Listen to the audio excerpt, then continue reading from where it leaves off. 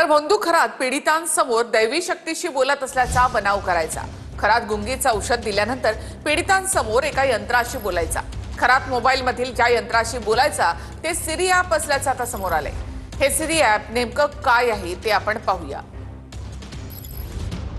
भोंदू अशोक खरातचे दररोज थक्क करणारे नवनवे कारनामे समोर येत आहेत। भोंदू खरात महिलांसमोर मोबाईलवरील सिरी ॲपला कमांड देऊन आपण दैवी शक्तीशी बोलत असल्याचं भासवायचा। आपल्याकडे दैवी यंत्र असल्याचं भासवून तो महिलांची फसवणूक करत असल्याचं समोर आले। नेमका कारनामा काय? भोंदू आधी महिलांना गुंगीचं औषध किंवा पेढे खाऊ घालायचा, त्यानंतर दैवी शक्तीशी बोलत असल्याचा बनाव करायचा। एका यंत्राशी बोलायचा आणि त्या यंत्रातून उत्तर मिळायचं। गुंगीचं औषध आणि भोंदूंवरील भक्ती यामुळे महिलांना या अशोक खरातचा हा प्रकार समजत नसे। खरातकडे दैवी शक्ती असल्याने त्याला हे शक्य होत असावं असा विश्वास पीडित महिलांना बसला होता। प्रामुख्याने ग्रामीण भागातील अशिक्षित महिलांसमोर खरात हा प्रकार करायचा।